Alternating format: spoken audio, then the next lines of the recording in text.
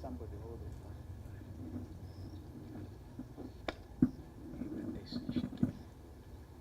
it. Thank you. Thank you. A very good evening, ladies and gentlemen, my brothers, Rigiji, the Second Deputy President of the Republic of Kenya, my friend Eugene Wamalwa, the German name I skip purposely, our brother Fred Matiang'i, and all of you distinguished friends. You see now, Fred, you introduced some people you came with, or they brought themselves from Jubilee. And because you did that, I received a request, now recognized patriotic front leaders who are here. And I think it is inappropriate because some of them have already been recognized by the man of the moment. But be that as it may, I think I saw some people are with me in Kisumu, in Jaramogi something, right? Kago ka Jaramogi. I saw Mukunji there with me and Cicely, and even those ambassadors, are they Sijeni, and I think Lumalas was there. Ndegwa Njiru was there. Did I see Ndegwa Njiru? He was there. Ben Momanyi, I saw you. Ben Momanyi was there. Mwana Mule. Who else am I forgetting? Please just stand so I can recognize you. So you don't take Senator Manzo, you are not there. But he should have been there. I think he thought he should have been there, and others. So I'm not able to see who is right at the back. Or is it Wakili Boniface? No. So, ladies and gentlemen, I'm here to do a very simple thing, and that is to launch this book. I asked myself, JB, why did you make me the chief guest? Is it because you thought I should buy very many books tonight and to give out there? Or is it because I may have written an autobiography for myself, and the title of which is Against All Odds and which is due for revision? Or is it because I'm older than you? I think it's because of the latter. That I realize this guy is 3 years younger than me, and he's from my neighborhood. I don't know why Brother Rigiji claims Muturi for his own kinsmanship. Because if you listen to JB speak Kikamba, he speaks without an accent. Even the way he pronounced my name before he came here, that's not the normal way you pronounce my name, because he is fluent. And then his home is near Ishara. From Kanyambora, where Lenny and him come from, to Sekuru is actually just less than maybe 30 kilometers. Now from there to Rigiji's place is very far. So we share in, but I had Rigiji make some very interesting distinction, that him is a brother and I'm a cousin. That imagine Lenny and JB is brothers, but I am Rigiji's cousin. But we all felt that anybody who is feeling the weight of misrule, over taxation, is actually a cousin. I think that is why JB asked me to come and really nail it for him. JB, you're a very frank person. And allow me to tell you that Uhuru Kenyatta should have been here. But as you asked me to mention that he will not make it, I remember when we are reviewing the possibility of coming tonight, you told me you suspect if Uhuru Kenyatta had read the book completely, he may not have signed the forward. But I think he did. And he makes some wonderful remarks about who you are. When I saw Fred Matiang'i, I asked him, have you read the book? Because, ladies and gentlemen, I'm actually now marketing this book for you. My brother, my younger brother, JB, as we call you. Because out there, we are here launching a book written by a stickler, not only for the rule of law, but one who believes in the separation of powers. He has lived, he has served in both the executive, the legislature, and the judiciary. One of our foremost statesmen, I dare say without any hesitation, and one who is also fearless. Even as we sat there with JB, I told him, do you remember this friend who is running out of the country, is all over the place, and is trying to tell JB and I to mention that somebody at the very high level is already received a $10 million bribe to bring in rice from Pakistan or wherever. That is JB Muturi. And so I feel truly honored to associate myself with you, and also a party leader of Democratic Party. The founding Kiongozi, as you all know, was a gentleman I was privileged to serve under as his vice president. Not that he appointed me, but I negotiated. No, I learned a lesson in life. And it's somebody, when we went, a lot of you may not know, I was also deputy speaker one time, between the years 1989 to 1992. And then I went for an IPU conference, somewhere I think in Togo. And we wanted the late Joseph Muliro. How many of you remember Joseph Muliro? He was assistant minister one time for foreign affairs. And we wanted him to join the 9-member committee of parliamentarians from all over the world dealing with matters to do with climate change. And so we had some formidable challenges from that region, some of them claiming authority of their speakers. And I coined a phrase. I said, in business, you don't get what you deserve. That is generally said. You get what you negotiate. So I learned that and applied it with President Kibaki. We negotiated my being 10th vice president. But that is part of the history. But I also learned another useful tactic. And I think that is what this Kenya Kwanza administration has been applying. And that was that in order to get Joe Muliro appointed as a member of the IPU Committee of Parliamentarians on Climate Change, we realized that our competitors had no time for us, and so they didn't care about the qualities, the qualifications of Joe Muliro. So I said, as the leader of delegation, because as deputy speaker, we'll apply the following formulation. If you cannot really dazzle them with brilliance, then baffle them with bullshit. There's a lot of bullshitting around. And because that is what really is holding this country at ransom. And it's all written and elaborated under this wonderful work of art, as Rigiji put it. First of all, JB is summoned by J. Muturi, who wants a meeting of the Speaker of the National Assembly, the 11th edition, and calls him and say, JB, can you come to State House tomorrow? He didn't say, he said, what time is the president?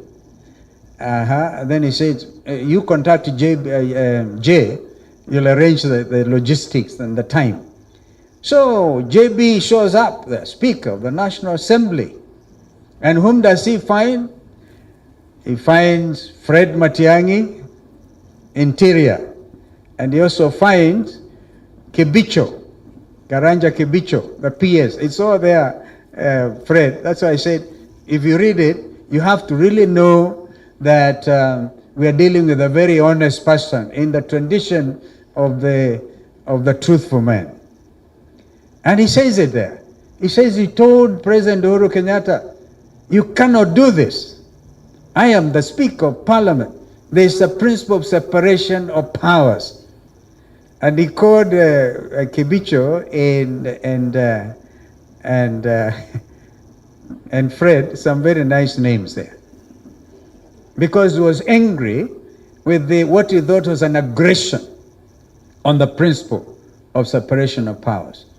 He does the same, and of course others also at the time in the book, if you read, where, for example, you see, we are making him look like a wonderful person, but the human being in JB had to face the role of Mr. Njeru. Now, in that we share. When I was in Meru School in Form 5 and 6, our headmaster was Mr. Njeru, who once became the director of education. And one time and I think that's why I sharpened my negotiation skills at Form 6, because we went on strike. Mr. Njeru said, the Form 6, in all one accord, have decided to fail. We actually turned out that time in Meru School, the class of 1973, as number 4 in the country, because we were refusing to eat stuff we are calling fufu. But we had given Mr. Njeru a nickname of Mr. Amin. We call him Mid Amin because the way he used to walk, and he was, students always deal with their head teachers. Now, Mr. JB's Njeru accused him of teasing girls and pinching them. I don't know, JB, in your years at the university or before you went to university, if that was your characteristic. These days it can constitute a very serious offense for which men actually get impeached, not in Kenya, in other places of the world. So he lays it bare, including the role he had with his Mbere clansman who spoke here, Lenny Kivuti. Serious rivalry at their level. One region or whatever. He had actually also changed his name. Read that book. It's an amazing work of art. But he actually then says there, I will not sign it. That was JB. It is out there. And they say, release my son. We have seen the story of Leslie.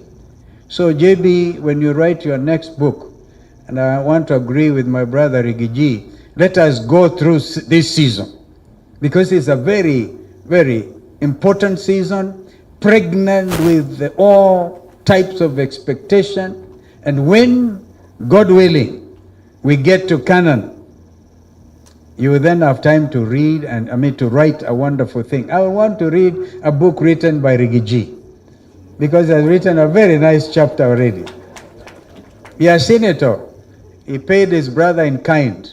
I don't know how many deputy presidents world over would be able to stand up and get a president to go down when he's going to announce the names.